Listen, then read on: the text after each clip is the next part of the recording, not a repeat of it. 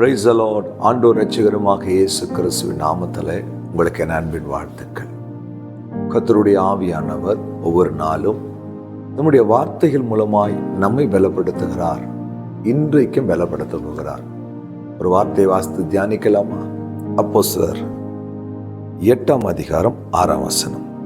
பிலிப்பு செய்த அதிசயங்களை ஜனங்கள் கேள்விப்பட்டு கண்டு அவனால் சொல்லப்பட்டவைகளை ஒருமனப்பட்டு கவனித்தார்கள். அதாங்க மேட்றாங்க, ஒருமனப்பட்டு கவனித்தார்கள். இன்றைக்கு பிலிப்பு செய்த அந்த அற்புதங்களை எல்லாம் பார்த்தாங்க, ஒருமனப்பட்டு அதை கவனித்தார்கள்.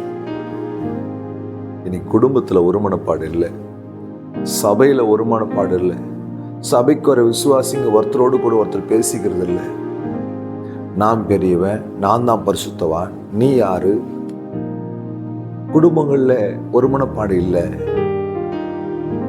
ஒரு 4 சகோதரர்கள் கூடி ஜெபிக்கிற இடத்துல ஒருமனப்பாடு இல்லை.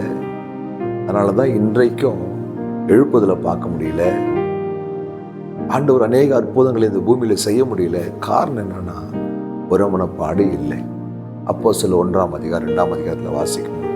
அவர்கள் ஒருமனப்பட்டு ஓரிடத்துல கூடி வந்த பொழுது அந்த இடம் அசைஞ்சிச்சான், அக்கினி இறங்குச்சான்.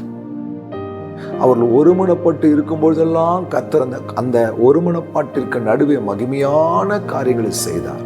என் அன்பு தேவ பிள்ளையே, உங்க குடும்பத்துல ஒருமனப்பாடு இருக்குதா? நீங்க போற சபையில எல்லார்கிட்டையும் ஒருமனப்பாடா இருக்கிறீங்களா? ஆண்டவர் உங்களை பார்த்து கேட்கிற, எல்லார்ட்டையும் அன்பா இருக்கிறீங்களா? யாரை பற்றியாவது குறை சொல்றீங்களா? சபைக்கு ஒரு அத்தனை பேரையும் நேசிக்கிறீங்களா? சகோதரர்கள் இந்த ஒருமித்து வாசம் செய்கிற அந்த அனுபவம், அந்த ஒருமனப்பாட்டின் அனுபவம் உங்களுக்குள்ள இருக்குதா?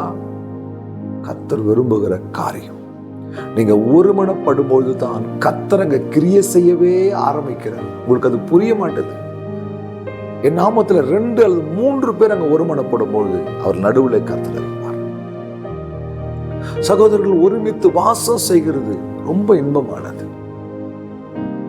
ஆண்டவர் ஒருமனப்பாட்டை விரும்புகிறார். அவர் சொல்றாரு, நானும் பிதாவும் ஒன்றா இருக்கிறது போல நீங்களும் ஒன்னா இருங்கப்பா. என்னையும் பரிசுத்த ஆவியானவரும் பிதாவாகிய தேவனையும் பிரித்து பார்க்கவும் முடியாதே.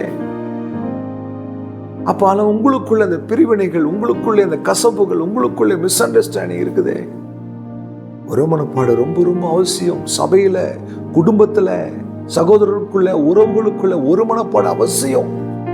ஒருவேளை அப்படிப்பட்ட ஒரு வாழ்க்கை நீங்க வாழலன்னா இன்னைக்கே மனம் திரும்பி மன்னிப்பு கேட்டு அந்த ஒருமனப்பாட்டுக்குள்ள வந்துருங்க.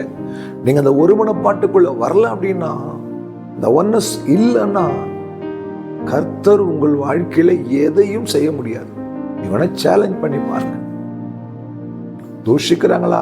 தூஷிக்கட்டும். கமெண்ட் பண்றாங்களா? கமெண்ட் பண்ணட்டும். குறை சொல்றாங்க, என்ன வேணாலும் சொல்லட்டுங்க. நீங்க எல்லோருடும் சமாதானமா இருங்க. பவுல் எழுதுற, கூடுமானவரை எல்லோரிடம் சமாதானமாய் இருங்க, ஒருமனப்பாடாய் இருங்க, ஐக்கியமாய் இருங்க, அன்பா இருங்க, கிறிஸ்துவுக்குள்ளே இணைந்திருங்க. கர்த்தர் உங்களை ஆசீர்வதிப்பார். அவர்கள் கண்டாங்க, பார்த்தாங்க, கேட்டாங்க, எல்லாம் செஞ்சாங்க. எப்படி கேட்டாங்கன்னா ஒருமனப்பட்டு. கர்த்தர் விரும்புகிறார். தீர்மானம் எடுக்கிறீங்களா? ப்ளீஸ் ஜெபிக்கலாமா? அன்பும் இரக்கமுள்ள ஆண்டவரே, நாங்கள் ஒருமனப்பட்டவர்களாய், தேவ அன்பில கட்டப்பட்டவர்களாய், உடைய பிள்ளைகளாய் வாழ உதவி செய்யும். செய்தீர், நன்றி. இயேசு கிறிஸ்துவின் நாமத்தில் பிதாவே, ஆமென். ஹல்லேலூயா. God bless you.